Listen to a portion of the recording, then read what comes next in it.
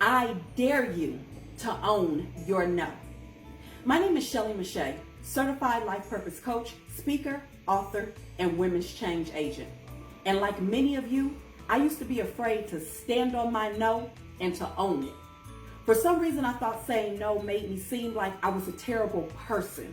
It made me seem like I was less supportive, even selfish. But let me tell you what I really was. I was frustrated. I was a single mother working in a high pressure job and even dealing with depression. Yet I was walking around doing fake laughter and fake smiles, trying to make sure that somebody else was happy while I was miserable. I had to learn to stand firm on my no without feeling guilty, without feeling negative thoughts, and without creating a space where I allowed other people to judge me because of that. I had to learn to say no and be okay with that. Because saying no to others is actually saying yes to myself. Here's the problem when we just allow people access to every single part of our life. You become resentful. You become resentful towards that person because you want to be able to say no to them, but you feel like you're pressured into saying yes all the time. So now you don't even like that person. You're trying to hide every time they call. So you become resentful. You become an enabler. So now this particular person, they don't even try to maneuver situations themselves. They come straight to you because they know that you're always going to be there. And then when you're constantly saying yes, what you do is you drain your own self of the energy and sometimes of the desire to even do things that are for you.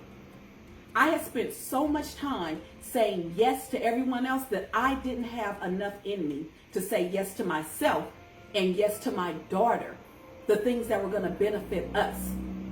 This continued until one day God literally spoke to me and said the time that I have with my daughter, that time was going to be limited. There was only a small amount of time that she was going to be that age.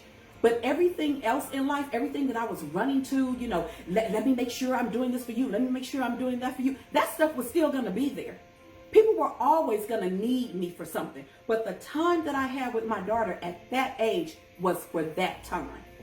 Guys, that's when the aha moment happened.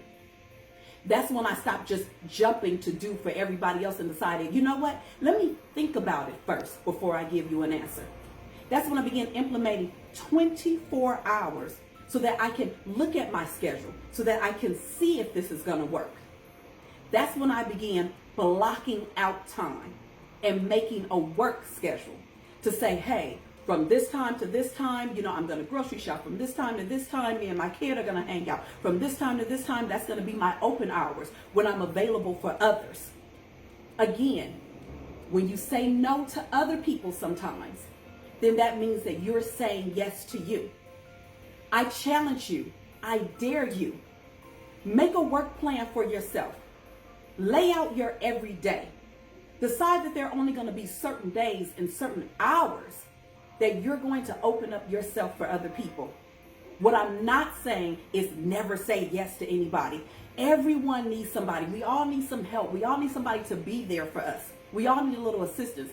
But if you're like I was, and you were giving more of yourself to others than giving to you, then you have to rearrange that in order for you to be able to have balance within yourself. You need some help creating that plan? Be sure to reach out and connect with me. I can be reached on my website at www.shellymache.com. I'll walk with you and help you create that plan. Because ultimately, when we learn how to stand on our no and how to own our no, then what happens is we begin to own our time and own our space. When you're able to own your time and your space, you become more productive. And when you're more productive, we're happier individuals. It's gonna feel strange at first because up until now, you've allowed other people to be the co-manager in your life. But don't quit.